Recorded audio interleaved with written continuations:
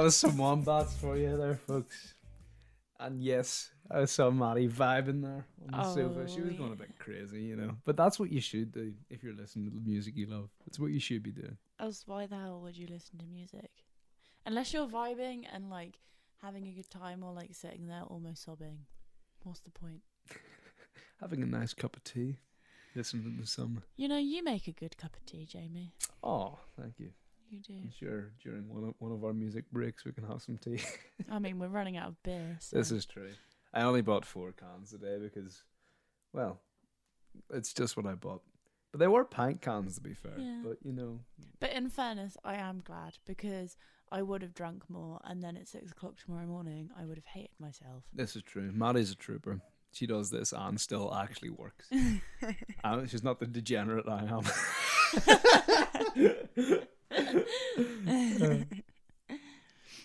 That whole vibe of wombats and, you know, that kind of festival-esque mindset that so much of us have.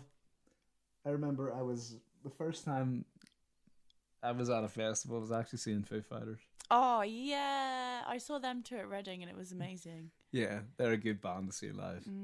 And there was this one moment, and I was illegally at a festival. I was too young to be there. Like, really? Yeah. You badass. Yeah, my uncle got me in. How old were you? I'm keeping that information myself. But there was this moment where it was after one of my favorite albums ever, the Wasting Light album by Foo Fighters. It came out, but at one point in it, like apparently, like they were playing Belfast at Tenants Vital, and apparently there was like a district noise complaint. But there was one point where Dave Grohl was playing Why would you Wings. complain about Foo Fighters though? Old people that weren't Dave with Grohl it. is old. Yeah, but Sorry, oddly Dave. enough, he was not as old at that time. Oh no, that's how time works. That's how time works. So he wasn't as much of an old man as he is in 2020. We're in 2020. That's and mad. we're all aging a lot faster than we need to because of this year. My goodness, man. I've only a few years left of being able to get In away with the fairness, stuff I do.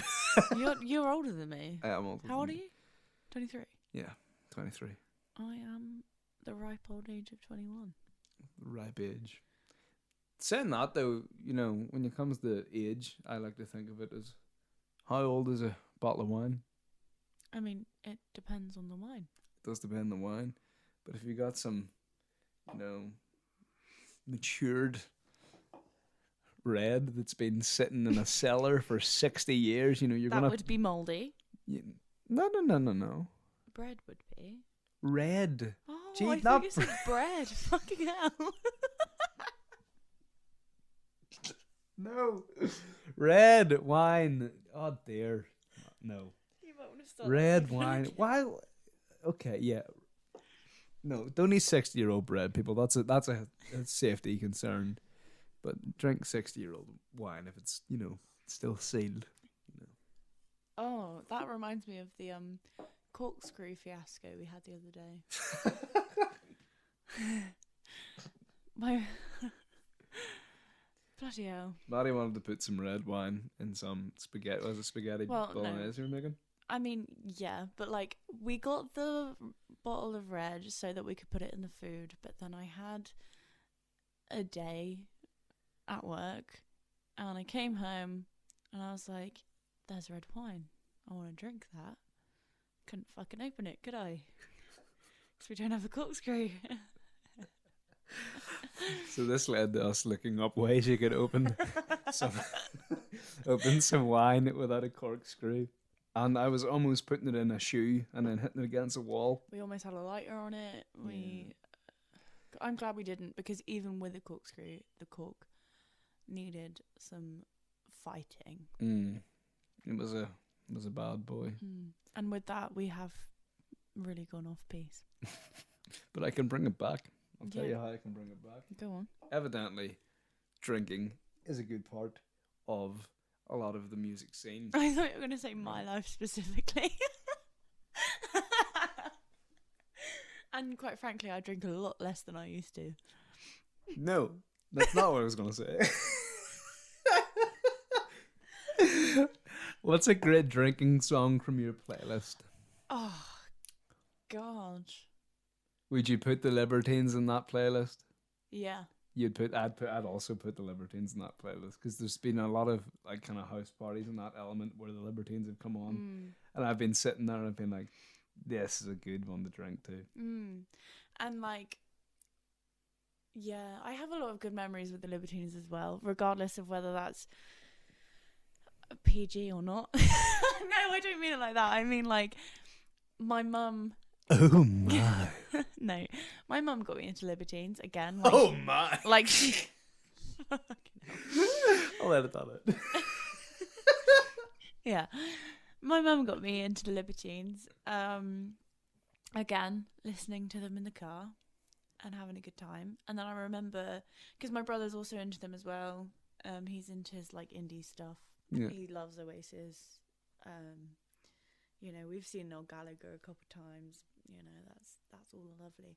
And so we finally managed to get tickets to go and see them at the O2, and it was a great night. I was obsessed because at that point I was so into like the poetic side of things. The Pete Doherty, Peter, whatever he likes to be called.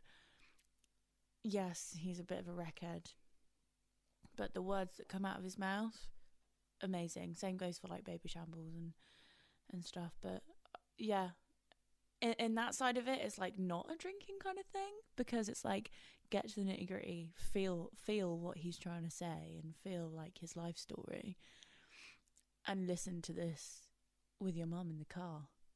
But then also go fucking wild.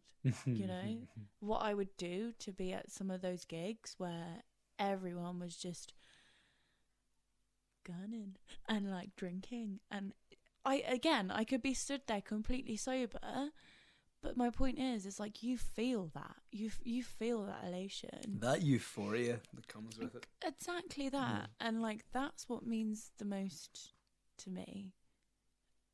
Again, coming back to everyone else that should be able to experience that. Everyone should. I completely agree. Everyone should be able to feel that sensation of being at a gig, and you feel like the fibers in your body vibrate with the music. Oh yeah. And then you put your hand in the air. Oh yeah.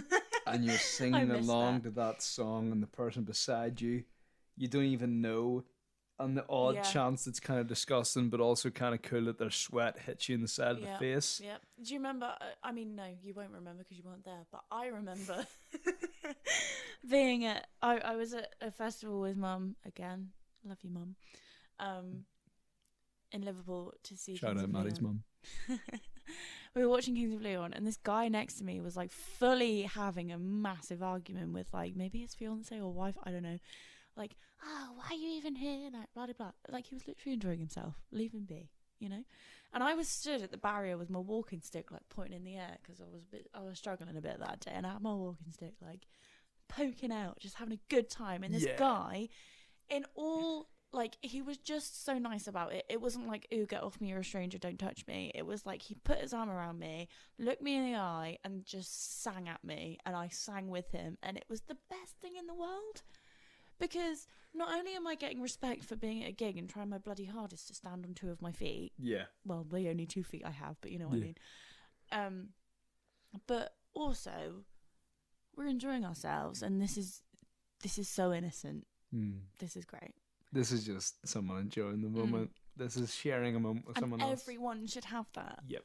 You shouldn't be blocked off in an accessible seat. I say that in inverted commas because I am grateful for those seats, but also, why are you a million miles away from stage or somewhere without your friends, and you don't have that moment to stick your hands in the air and to feel that elation? And I tell you what, Jamie, I felt that a lot at the Libertines gig. On that note, ladies and gentlemen, let's play some Libertines. This is Music When the Lights Go Up. If you've got a feeling that you can't put into words, don't worry, friends, 'cause there's a song for that.